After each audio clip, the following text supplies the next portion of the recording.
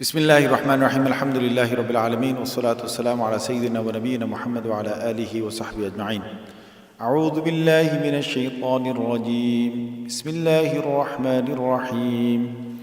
Ya ayyuhalladhina amanu ittaqullaha haqqa tuqatihi wa la tamutunna illa wa antum muslimun. Sadaqallahu al-azim.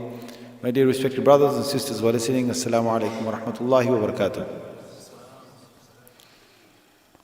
We're here to listen about and talk about the youth and their challenges. Now, youth have got, of this generation, of today's time, they've got a lot of challenges which are different from the challenges that we would have faced a generation ago. And yes, times are moving on. Times are moving on. And Sayyidina Ali radiallahu anhu he said, bring your children up for a time, for an era, for a time that is not your time. That is not your era. Now, there's a lot of powerful, there's a deep, powerful meaning in this. Listen to it again. Bring your children up for a time that is not your time. What does that mean? That means the way you grew up, the things that you learned, the environment that you found your nurturing in, the people that you had around you, the technology, whatever might have been at your time or no technology, the village you might have grown up in, the time that was there yesterday. We're talking about 40 years ago, 30 years ago. Today's time is completely different. So first is the parents have to understand that I'm bringing my children up in an age, in an environment that I never grew up in. That's their first challenge. The second is that you're going to have to prepare these children for the future generation.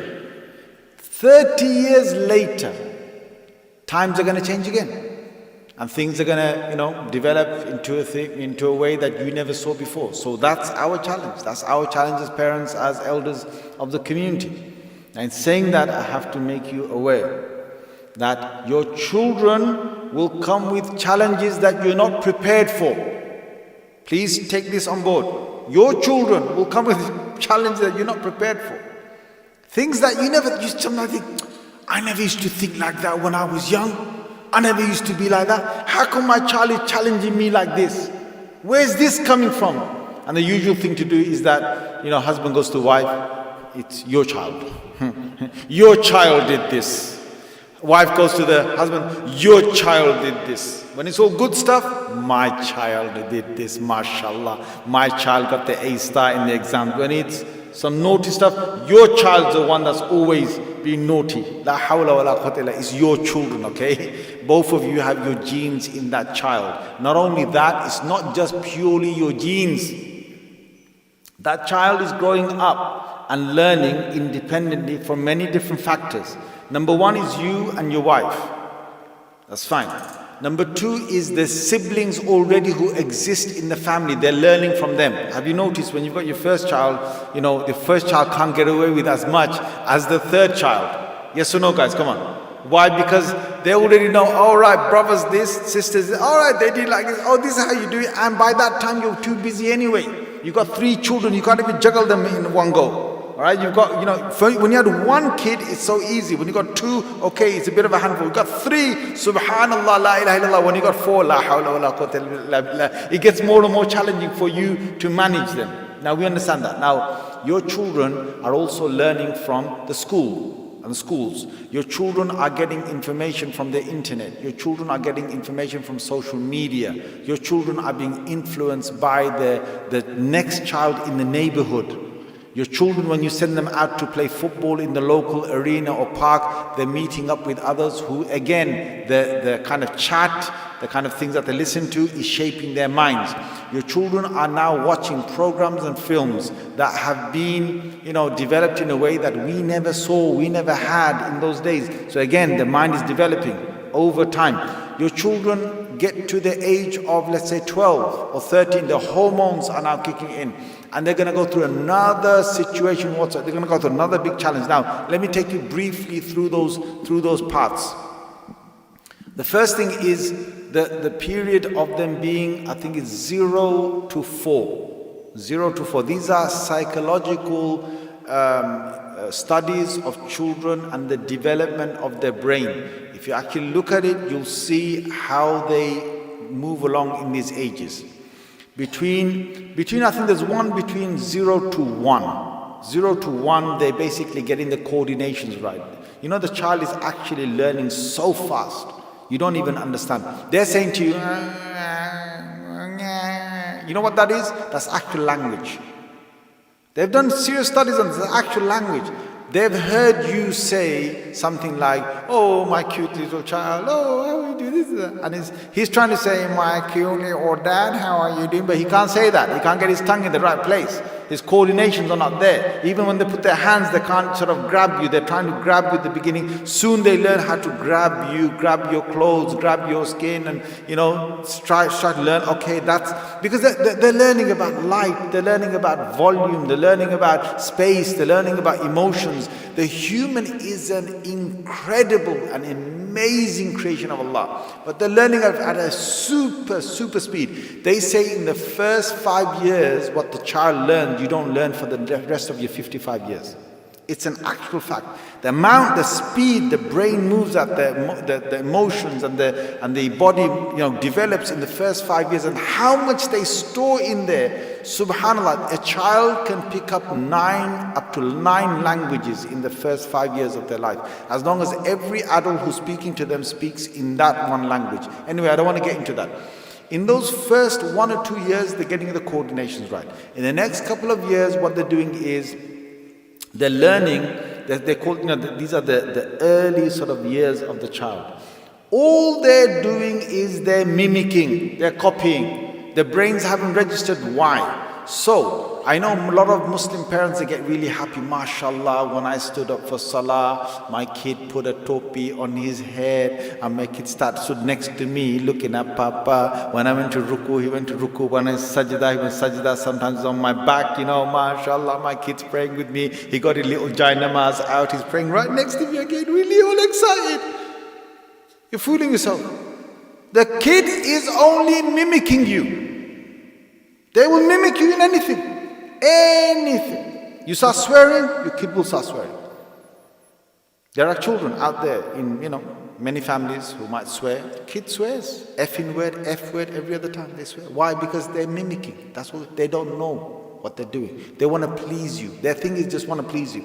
Don't get excited when your child prays when they're at 6 years old, 5 years old, 7 years old, and, you know, mashallah, my kid is even if they learn Fatiha, they learn, you know, parents get so excited. Oh, did you hear he's saying the kalima? Yes, I know, you should be happy. But you know what? They're at the age of just copying. They're only copying you. They're copying whatever you put inside them. They're like a parrot. They'll just say, why? Because Allah put into their hearts that they want to please their parents. And that lasts usually up to about the age of 7. After 7, another development happens in children.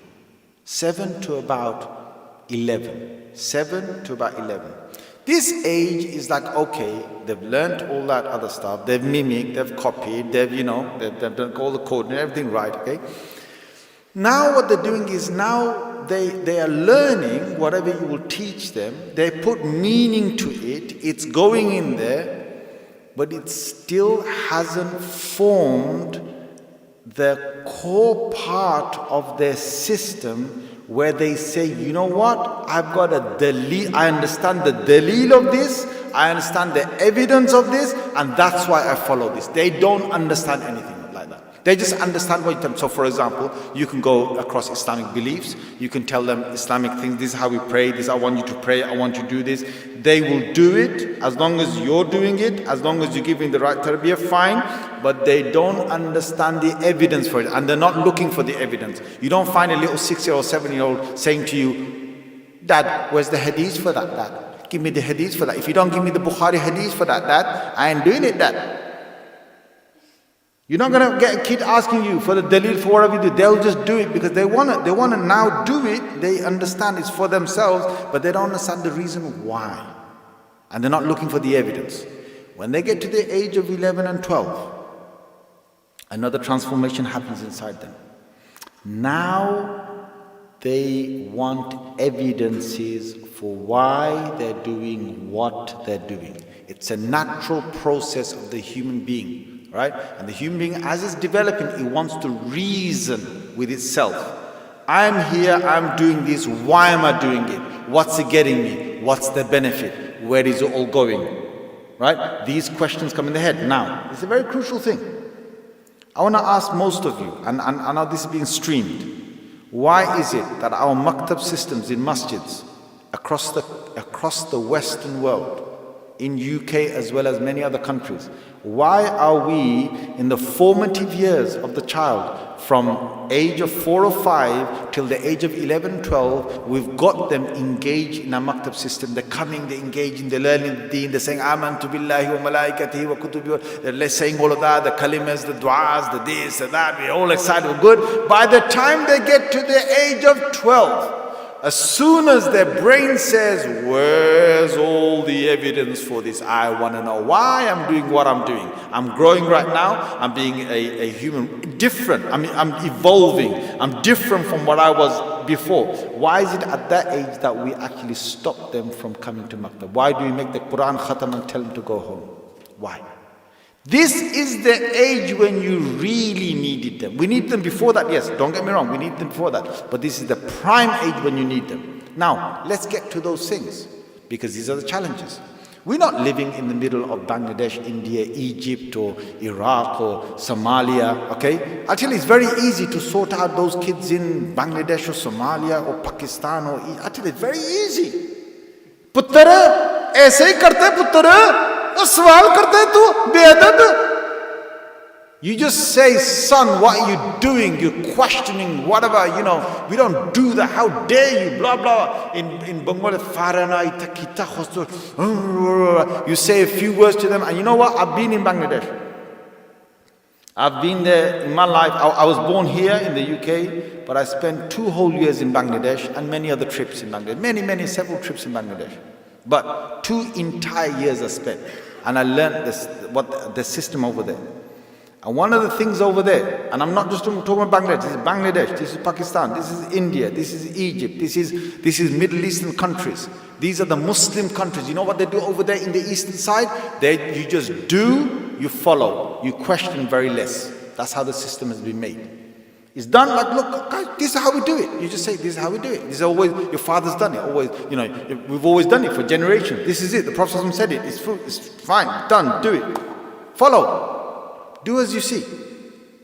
Very little questioning. There's a very small level of tolerance of you asking hard and difficult questions about religion, about why we do the things we do.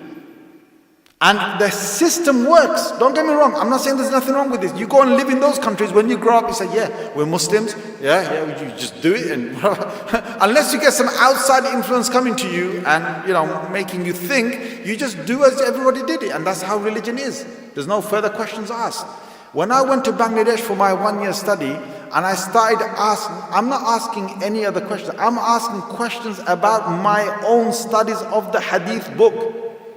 I've been trained in the UK. I was very, very lucky to have the teachers I had in the UK. My teachers, many of them were Pakistanis, some of them were from Bangladesh, some of them from India. They encouraged us to ask questions in the class over here in the madrasa system. And we used to ask questions. And my teacher, Shaykh rahimahullah, he said to us, he said, if you boys stop asking me or us the teachers questions, then we will stop studying further and we will stop our preparation for coming to the lesson. We want you to ask the questions. The more questions we asked, the further challenges we gave, our teachers used to be extra happy. Then one day, I'll go to Bangladesh for my final year study, and I just opened my mouth, and did I commit a crime, brother? You understand what I'm trying to say? I was in a class of 40 people in Bangladesh. Same Madaris system. It's in my final year. I asked a question about a hadith, and straight away the answer that I got from my teacher was like, how dare you ask such a question? Where it's almost like, do you have respect for your teacher? Woo, brother. Woo. Where have I landed? I was like, and this is not just Bangladesh, don't get me wrong, these are all these countries. It's like there's very little, there's only few teachers, few ulama in those countries because their system is different. Don't get me wrong, I'm not here to criticize them. That's their system runs like that. And if you want to ask, you ask very specifically to certain people who can take it from you, who understand from you. I remember I had one teacher over there in Bangladesh. You know what? I could ask him anything and he would give me a good answer, or he would say, I don't know. And you know what? I loved that teacher in Bangladesh. I used to go to his room and I used to privately learn from him whatever I could. You know why? Because you only find certain people who are that open-minded, who can listen to you, listen to your questions that go beyond the book, they go beyond your culture, and they're still able to give you that answer, or say to you simply, let me look at it further and I'll come back to you. Now, let's come back to our challenges here in the UK. You're a parent, you've taken your children to the formative years. You are probably not prepared for some of the challenges that your children will come up with. The teachers who are in the madrasa, some of them may not be prepared, but please understand, all youngsters, I'm telling you this. If you've ever come across there's so much little time that I've got today to cover this thing. If you ever come across parents who have shut you up, parents who never allowed you to speak, parents who never allowed you to express what's inside you, if you ever came across teachers who just basically shut you down, they shut your system down, if that ever happened to you, please understand that is not the end of your search for understanding Islam. Don't make a mistake. Just because you went to one teacher, one parent, one uncle, one someone in the community just shut you up and shut you down and said, how dare you ask such a question? And you think, my God, is that what Islam is about? These guys can't even answer my question. And then you shut down and say, look, this thing is not for me. This religion is not for me.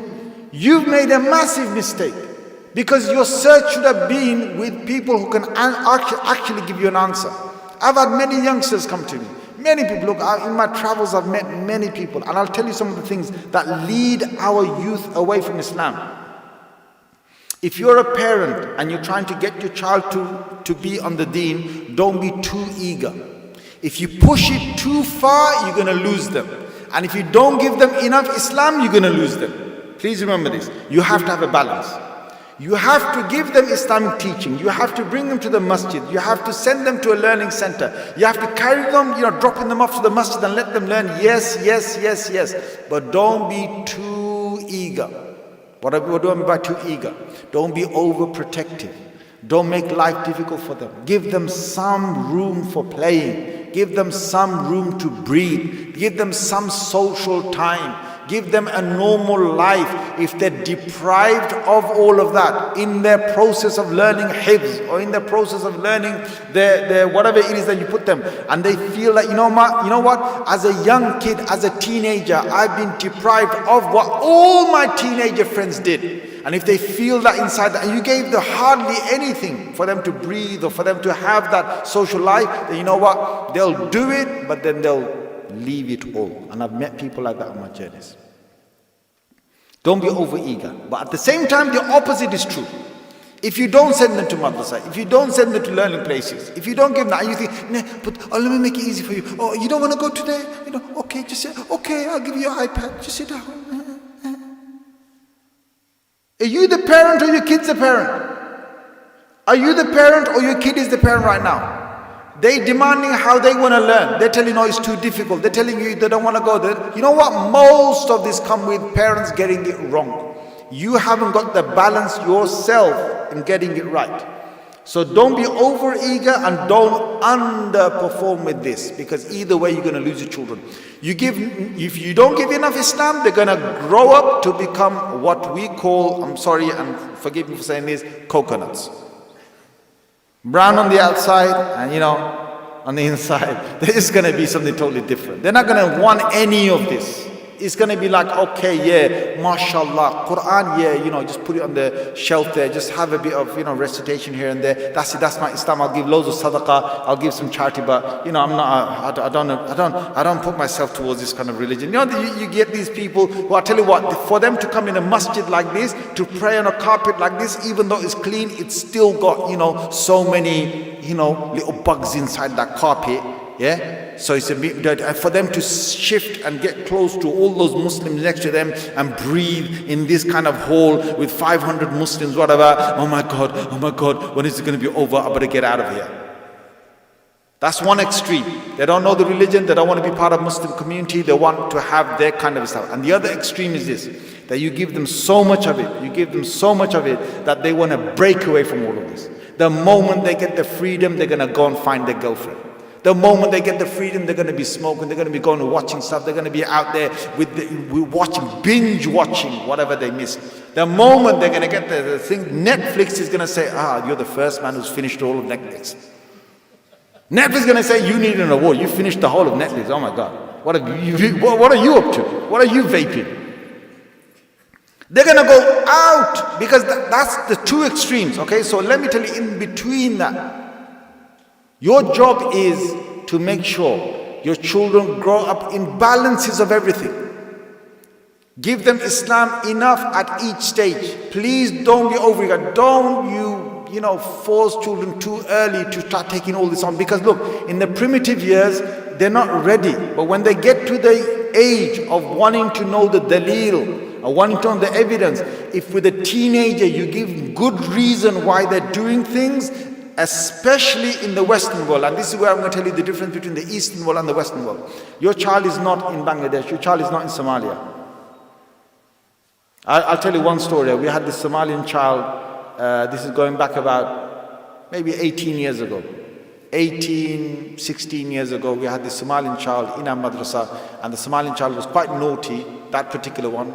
Right? Again, in no form or any way I'm being racist, but anyway, that particular one was quite naughty, right? Very challenging. I'll tell you one thing about the Somalian community. They're very intelligent people. Highly intelligent, but that comes with another price. They're highly intelligent, but they're highly challenging as well. Because if you're that intelligent, you're going to challenge. And I found the Somalian community very highly intelligent. So anyway, he's been a bit naughty. We tried to sort him out. We can't sort him out. We kept him in the madrasa maktab. One day, he disappeared. He stopped coming to our maktab madrasa. We said, Ya Allah, where's he gone? After 4 months or 6 months, he reappeared, re-emerged as a new individual. He's been sorted out. He's not naughty anymore. What happened to you? He's saying, you're right. He's like talking with a lot of adab and respect. Yeah, I'm okay, yeah, everything. So what happened to you in 6 months? He said, my dad took me back to Somaliland. Ooh, we said, what happened over there? He said, don't ask me. I said, what happened? He said, over there, Somaliland, with their laws and the tribal laws, they sorted this kid out. Don't ask me what happened. I'll leave it to your imagination to think what happened to this kid. He lost a lot of weight, he got a little bit taller, but the kid was sorted out. Now, you can do this with certain kids in a certain age group, but I'll tell you one thing, yeah? With your child growing up in the West, living in the West, growing up in front of you, in a house where you've got every comfort around them, you have to be on the ball to give them Islam, teach them, do the tarbiyah, don't overdo it, don't underdo it, okay? Each stage take them. Now, when they get to that thing about asking questions, let them ask. Let them have an open, good relationship with you. I remember when I was young, you know what? Whatever my challenging questions were, I used to come to my mother. The earliest I remember, I used to come to my mother. And alhamdulillah, my mother is a daughter of an imam. Rahimahullah, may Allah have mercy on her. She's passed away. May Allah have mercy on her. She was the daughter of an imam, and she was daughter of a hafiz of the Quran, and she had read extensively. And when I used to come home, and I had these questions, I used to come from school, there's all these kind of questions, because I'm going to school with Hindu kids, with Christian kids, with atheists, with people from all sorts of backgrounds, all right? And I'm coming home with questions. And my mother used to give me good, nice, simple answers, and I used to think, that's an answer I can live with. That's good. And then my further questions was my great teacher, Mullah Fadl Rahim from Oldham, who used to teach us in Nottingham. Through him, I sorted most of those questions out. And further on, any questions I had senior teachers, other teachers I went through. Now, you have Western children with you. You know the Western education system is question and question and question and question again. Their system is based on questioning. Question your teachers, question your elders, question everybody, question your own existence. Do you even exist? Question everything. They're gone to another level. Your kids are living in the Western education system. Do you understand? From day number one, they make them question. You know, by the time I got to my masters, there's one teacher that said, "What are you guys doing in the master's class?" I'm thinking, why are they saying that? You should be questioning every author you come across. Question the books, the authors, your teachers, the system. Keep questioning. Reject it. Reject and that's what they're telling us. You understand your whole system. You know this system of the West. If you understand where it comes from 2,000-year-old system. The whole of the Western education comes from a 2,000-year-old system from the Greek heritage or the Greek philosophy. If you go back to Plato, to Aristotle, you go back to Socrates, you go back and see the Greek civilization that became the hub and the basis, the foundation of all Western civilization. They questioned, it was philosophy, their love of wisdom, and from there they question and question and question. They question the teachers, they question the system, they question everything. They question God. Why do you think Christian world had a huge problem with the Roman Empire? Why the Greek civilization and the Christian world were clashed and clashed?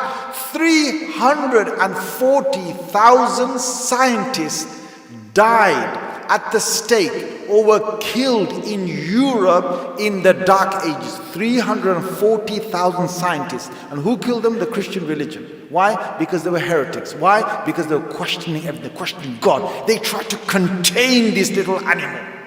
This little thing that was causing them frustration. The Christian world was in mayhem.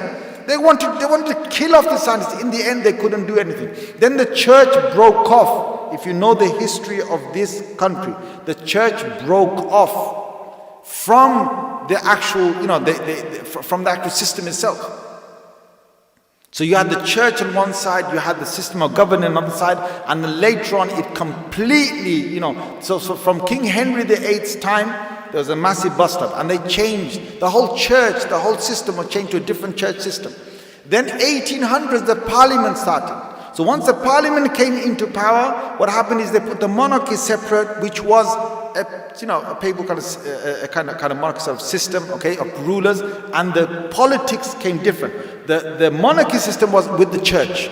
The government was without the church. And they then continued from 1800s, okay? This is now, you're talking another 200 years, where now we've got liberal democracy. Forget governance, you've got liberal democracy. Now, with the questioning, they questioned, and then it became, they separated religion from the state. The state that governs and the religion became separate. Then it was like you can do whatever you like. Soon enough, look at the culture we live in. You do what you like. You want to identify yourself as a clock, then become 2 o'clock. Do whatever you like. Seriously, you got people loving buildings. They fall in love with the building. There are people who fall in love with animals. And it's completely fine. You want to do it, you do it. You're free, you're independent, whatever. It's a system where, whatever, as long as the state law is not being broken, you can do whatever you want within that means. So religion has become separate. Now you and me are Muslims growing up in such a country and such a system. You have to understand the challenges that you're going to get is complete on another level. And what are you going to do? You're just going to tell your kid, no, you just got to do it. No, give them reason, give them understanding. Most children who walk away from Islam, because I tell you one thing, that we've got a massive problem and a challenge, which is our own children are walking away from our religion. There was a Pew Research study done 2 to 3 years ago in America. They found from their research 23% of American Muslim children identify themselves as atheists and people with no religion. 23%. That's 1 in 4. That's in America. The stats here will be lower, but nonetheless it exists. And the reason why it exists is because, number one, let me tell you this, these are the reasons why our children are leaving Islam. Number one, why are the children leaving Islam? They're leaving Islam because one of the major reasons is they look at their elders, their parents, their uncles and aunts, their teachers, their mosque leaders or the mosque community people or the masjid musallis, someone from their community who identified them as religious appeared to be very non-religious. And that's a massive reason why our children are moving away from Islam. So either the parent, for example, the parent says, you know, don't swear, don't drink, don't smoke, don't do this, right? But the parent himself, the man smokes himself. The father smokes.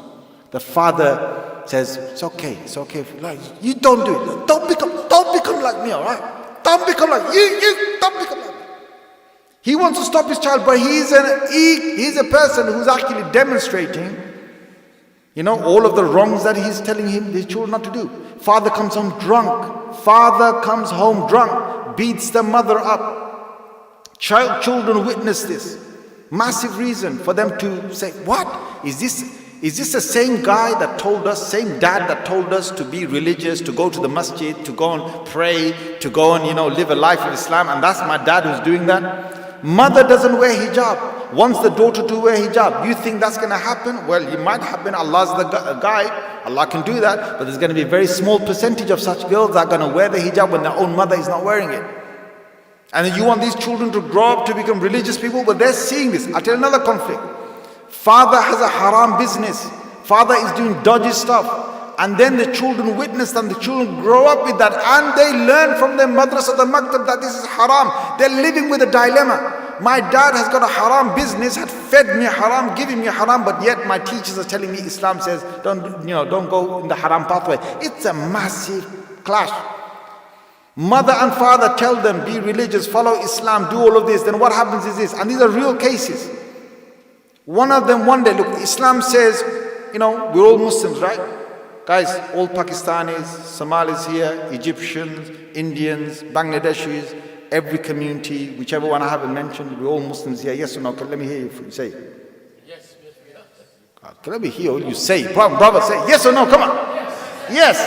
Right. Then what happens? They grow up with that. The teacher said we're all Muslims. The Islam said we're all Muslims. The parents said, yeah, mashallah, we are 1.8 billion Muslims on the earth. Nare takbir. Allahu Akbar. Yes, the kids are growing up with this. And one day when the kid grows up and he becomes 22 years old, he's a Bengali kid, okay, Bengali boy, and then he's falling in love with a Pakistani girl, and she's hijabi, she's praying, everything's fine, religion is all there. He comes home, he says, I want to get married to who? He says, Pakistan. Pakistani biya korte. Pakistani biya korte. Or the other way around. A Pakistani girl wants to get married to Bengali. Pakistani girl wants to, the worst one is India. You know, they got beef. Beef. Indian, you're going to get married to Indian. Your roti size is going to be smaller than what you eat. Yeah? Your cups are going to change. You're going to become different. Have you seen how those people live? And then if it's maybe an Indian wants to marry a Bangladeshi or it's like that, right? Or for example, he wants to marry an African Muslim. African. Oh my God. Then you know what happens to a child? The real cases. You know, I'm talking about people who've been through this, who've had kids, who've been boycotted, family boycotted them just because they got married to a Muslimah from the same community, religious, practicing from a different country, and they got boycotted for 10 to 20 years. And you know what's gonna happen to that person? He's gonna say, is that my Islam? Is that what they preach to me? Is that what all the books said? The Quran said? The Imam preached? The Muslim said in my community? The Maktab taught me? My parents even said? And when I get to that stage, then they say to me, "Now you can't do it because they're from a different culture." They've got no other reason for turning them away. Massive reasons for children moving out. I'll tell another one, and it happens, and let's not be shy away from this. Okay? There's sometimes, na'udhu billah, may Allah protect us, sometimes there's abuse. Abuse from a family member. There's a huge reason why somebody would never want to be, if that person identifies them as a Muslim, who goes to even Jum'ah Salah, who goes to Taraweeh, who goes to, the masjid, who identifies them as a Muslim, and they've abused someone in their family, whatever form of abuse that might be, whether it's physical or verbal, but the child was abused when they were young, then that's a massive reason for them to say, I don't want this Islam. Is that what Islam is? I don't want this Islam. Another reason why they leave, or they're not engaged in Islam, is because you gave them a very, very shallow understanding of Islam. It was too shallow. There's no depth in it at all. You might have had private tuition.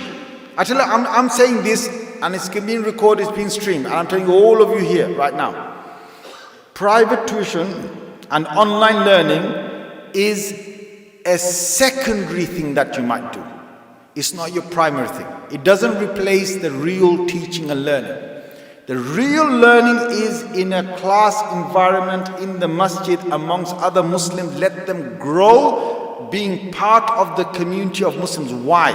Do you realize that your own identity, my identity, a massive part of it is because I've grown up with so many similar people who think like me, who act like me, who know what I know, who are same as me in their religious beliefs. And I've seen them, I've grown up with them, and that's why I feel comfortable in my identity as a Muslim.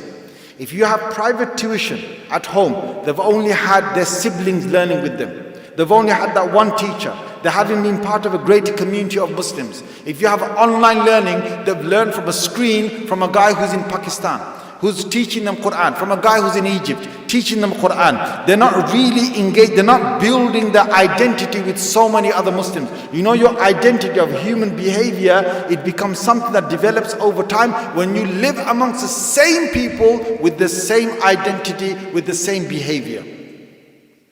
So if you look at, for example, if you look at the community of plumbers, they'll be a certain way. If you look at the community of lawyers, they'll act a certain way. If you look at the community of, let's say, ulama, people who go to madaris, they're a certain way, they'll act a certain way.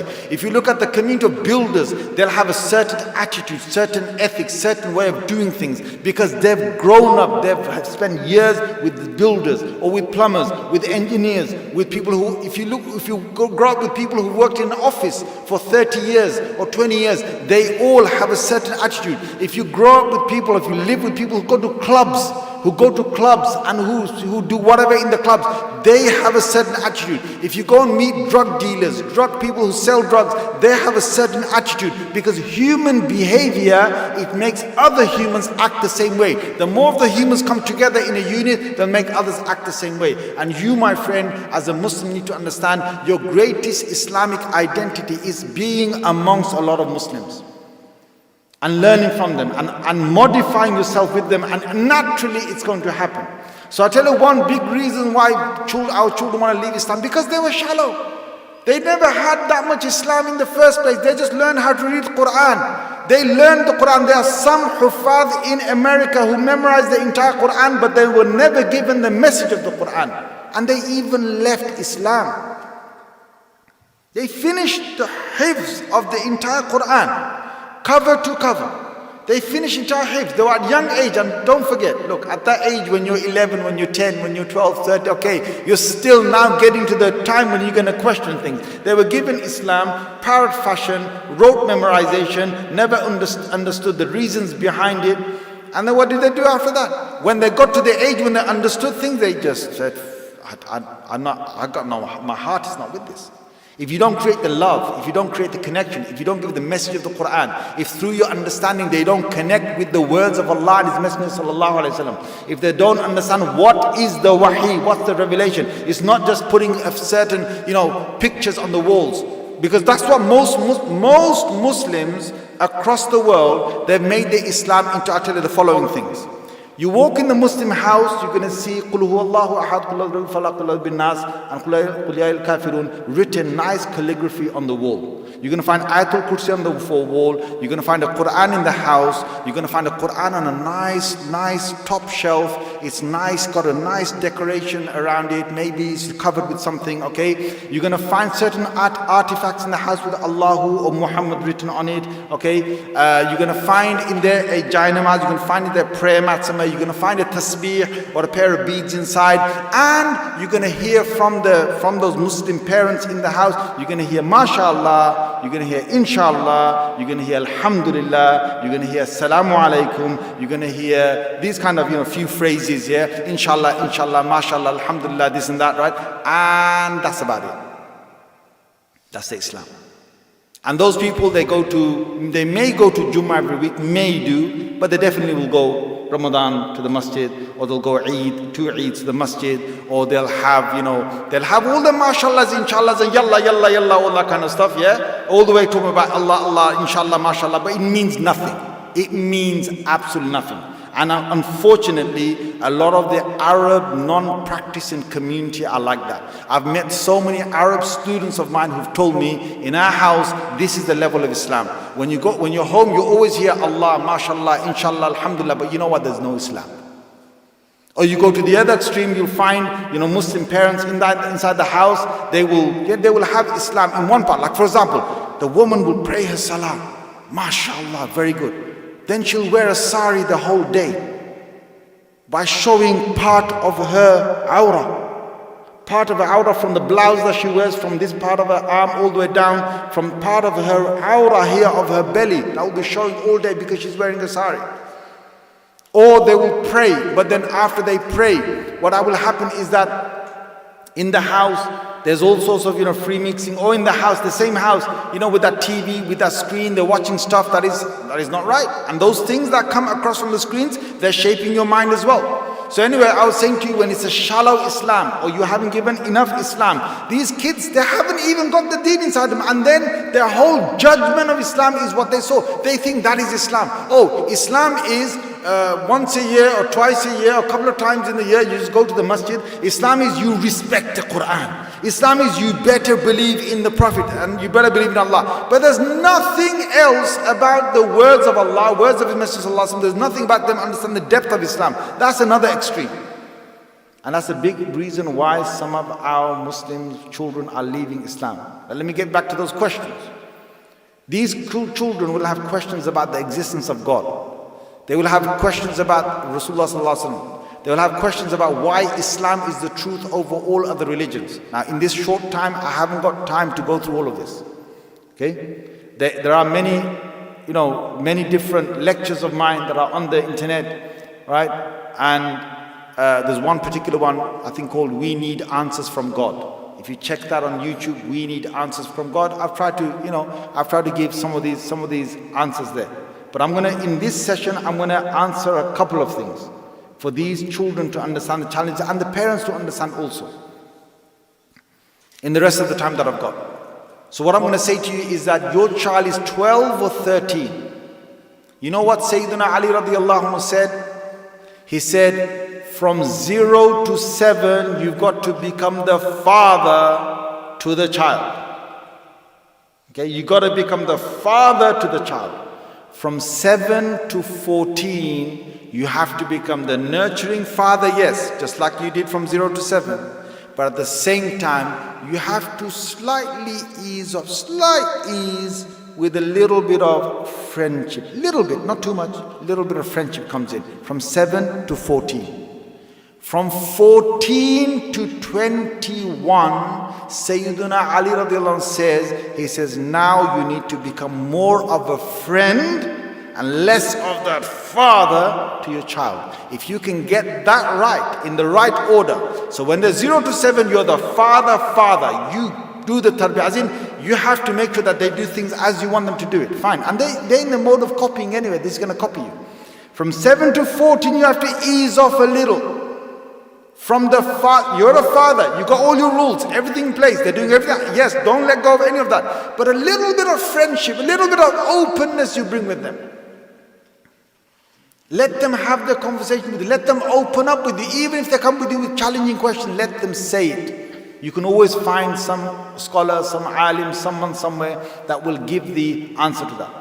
From 14 onwards, when I say 14, literally it's not the day their birthday 14 comes, okay?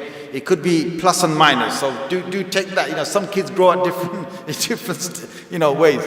So from around that age, you have to put more friendliness into it and you're still the father, you're still looking over them, but have that thing with them.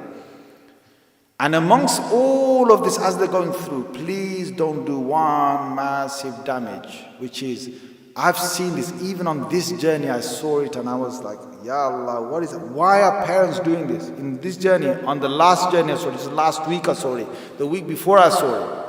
You're with your child, you're in a gathering like this, you want to keep your child quiet, what do? You pull your phone out, you give your phone to your child, go and play on it. Your child is sitting next to you in the masjid, in a gathering, anywhere, in a hall, whatever, even in a wedding hall. You can't keep your child quiet because the child comes until he gets the phone off you, until you give them the pad.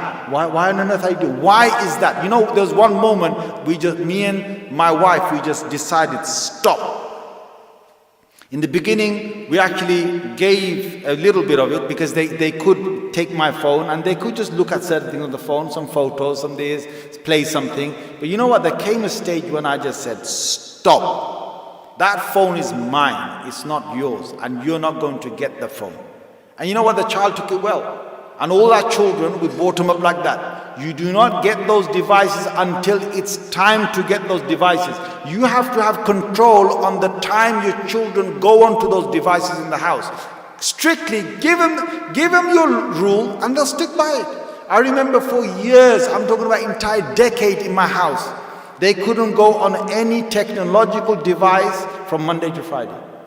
They couldn't do it. Because Monday to Friday we had a system. You go to school, you come back, you do your salah, you do this. Okay, you go do your homework, come back, you play certain games in the physical games, that's fine. But you're not getting on technology, finished. Then your bedtime is coming soon at 8, 9 o'clock, go to bed, finished, done.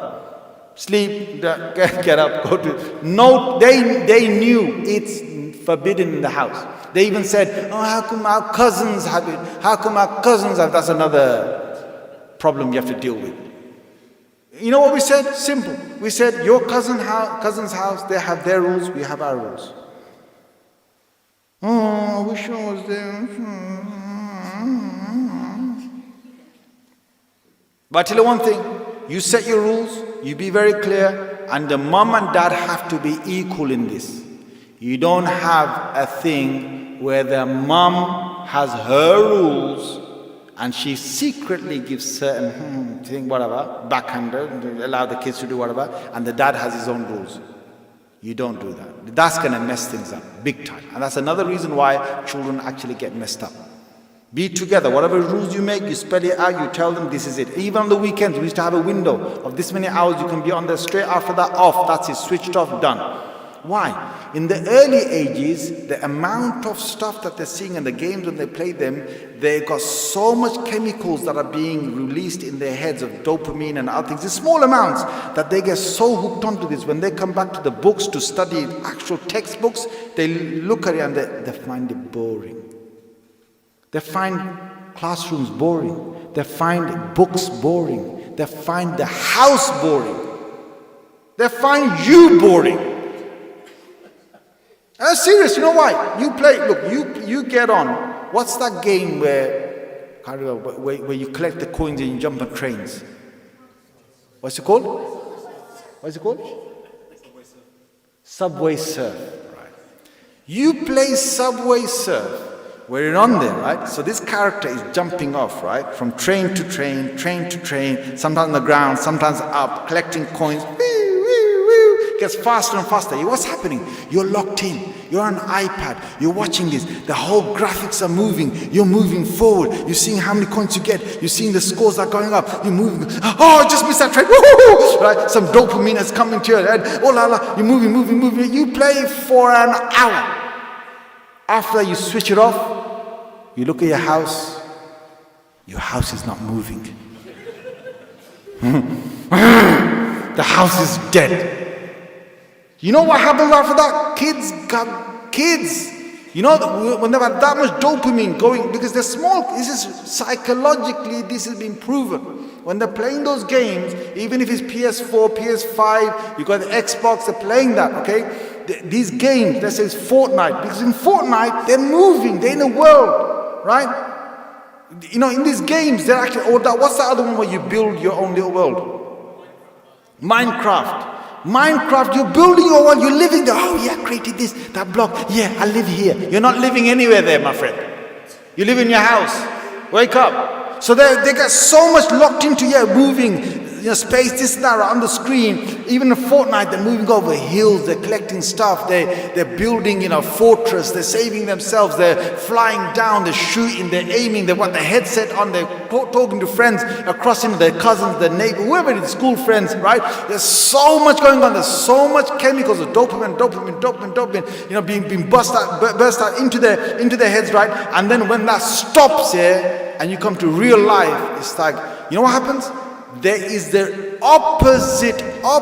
This is scientifically proven. There's the opposite effect. As much enjoyment they got while they're playing, that's how sad they are. That's how low they feel. So if they were normal here and they went up like 50 notches up in excitement, soon as they switch off those devices, they go 50 notches down. You'll see your kids, soon as you stop the games, they'll be like, the boys get into fighting straight away. Play fights straight away. Hey, this and that, jumping up and down. Why do kids do that? Because they've gone 50 notches down. They want to move, they want to do things, they want to have that dopamine, they can't find it, they're like really craving for it. For another couple of hours, you're dealing with that. You want to get them study? Forget it, mate. The book looks so ugly. I have to sit here, use my brain to work out the maths. I have to learn these words, the spelling of the words. My God, I could have been on Subway Surf collecting another 1,200 coins. I could have got to the level of this by, the stats and whatever they make, right? This is their world. Now, you better be careful because this world will take them over. And there's another whole, I really need to say this. This is really important. My kid, all my kids, we never gave them, we had the device in the house, we had them on time lock, as in, we will tell you when to get on, we will tell you when to get off. And you just follow our rules. And it was very good years that we did that. My child, I remember when he was 6 years old, he came home. You know what he said? He said, Dad, when am I going to get my TV in my bedroom? Gonna get my TV in my bedroom. I said, what are you talking about, son? He said, yeah, but Edward's got it. Edward's got it. I said, you're not gonna get one. You're not gonna get one. It's not gonna happen. Forget it. You can dream about it. Just wake up after that. It's not gonna happen. Now, I remember when he was 9 years old, he said to me, when am I going to get my phone, my smartphone? I said, what smartphone? He said, he goes, kids at school have it. By the time he got to the age of 11, he came one day home. He was secondary school, first year. He came home and he said, I need smartphone. I said, why do you need smartphone? He said, all the kids in my class have it. I'm the only one that doesn't have it. I said, listen, kid, you're going to get one when you're 16. And I kept on telling him that. I sat him down. I explained to him. I explained the dangers of, look, this is what you got to do with these kids. Don't just say, no, that's it. It's not Somaliland. It's not Bangladesh. You can't do that stuff here. You do that, you lost a kid. They will lose contact with you. They will feel emotional. They will have the pump forever. You need to be, remember I said, Sayyidina Ali said, be a father at the age and a little bit of what? Come on, friendship. You need to reach out to them. You need to explain to them. These kids are now at the age of wanting evidences. Why? So I sat with him. I said, listen, kid. I said, you can have a phone right now. But if you get a phone right now, you're going to just be on the phone and you're going to open a WhatsApp group. And then you're going to be chatting with your friends. And your friends are going to be chatting this, that, this, that, this, that, this, that. It's not going to bring you any benefit. You've got loads of other benefits. Well, then look, you're going to get your phone. I told him that. I gave him the age, 16. He said, okay, Dad, when I get 16, okay. That time I had I think it was an iPhone 6 or something. He said, when I get my phone at that age, he said, I don't want an iPhone 6 at that time. I said, what? He said, I want the latest iPhone. I said, okay, son, you're going to get the latest iPhone. Now, he had it in his head. When he was 13 again, he really wanted I said, no, son, no. I said, this thing is, look, explain to them. This thing has got the internet. It's open. You're at a stage when you're not going to know how to control yourself on there. You're going to be surfing on there. You're going to be on there maybe perhaps at night when you should be going to sleep. You're going to be, that's going to be buzzing in your thing. Look, just leave it. I'll get you one. Then I got him to concentrate. And at the same time, I gave him alternatives. I gave him loads of alternatives. Because me and him used to play table tennis. I remember how many phases we went through. Me and him used to play pool. Me and him used to play table tennis. Then he got into football. And I encouraged him. He went to local masjid. He used to go and play football on a Saturday with the kids over there. Right? You got to give them alternative, my friend. You can't just shut them down and say you're going to give them an alternative. Let them see another world. Keep them preoccupied in a halal way, in a good way. Right now, alhamdulillah, he's 8. When he was about 17, he was into all this. He's still in his Fortnite and other things. And I said to him, listen. I said, why don't you go to a gym? He said, what am I going to do? I said, go to a gym. Build it up, son. And you know what? He got into the gym. He's been going there for a year now, alhamdulillah. You know what? Gym is halal, man. Gym is halal. Let him go there. Let him keep occupied. Keep them occupied with something. So that they don't do all the other stuff that you don't want them to do. Anyway, he got 16. When he got to 16, I gave him his phone. But then I said to him, listen to this. This is for you parents. I said, son, I'm going to share your passcode with you till the day you get married. I got no shame in saying this in front of you. You're going to think, what? 16-year-old, he's 18 now. I still share, I can go into his phone and I don't be intrusive. I don't go into there anytime I want. I won't do that. And he knows that. There's a respect. Remember I said to you, by the age of 14, you're going to become more friendly and less of that father. So I've been doing that. I've been changing my way of speaking to him. You have to do this. The way you talk to a 5-year-old, do not talk to a 15-year-old. You're gonna lose that child. I've transformed the way I speak to him, and he's noticed that. And there's been a few times he's challenged me in different ages. But recently, if you ever challenge, I just said to him, I said, son, I said, why are you talking to me like that for? Just in this voice, why are you talking to me like that for? Straight away, he realizes, he stops. If you make that friendship way, alhamdulillah. Now, his phone, I can get into his phone. I don't go in there all the time, but now and again, once in a while, I'll do it. And he's even said to me, I remember one talk I gave. This was a talk in London. I gave the talk, I talked exactly the same thing I said right now. Parents should share the passcodes of these children. And tell you the reason why. You have got every fitna, every haram, everything that you can ever imagine in the world you never would want your kid to see. It's open on the internet. Open access. I don't care how many locks you put, I don't care how many parental stuff you put, kids know how to go under and get to see what they want to see. Every haram the eyes, haram the ears, haram that will corrupt them. Completely corrupt them. It's on the internet. As soon as they go into the internet, Google is there. There, like that. You're going to allow your kid to lock themselves out with their phone at the age of 13, age of 12, age of 11. I've even heard kids 7. Parents gave a smartphone to the kid. And the kid is browsing the internet whenever they want, and it's locked, and the parents don't know what's happening.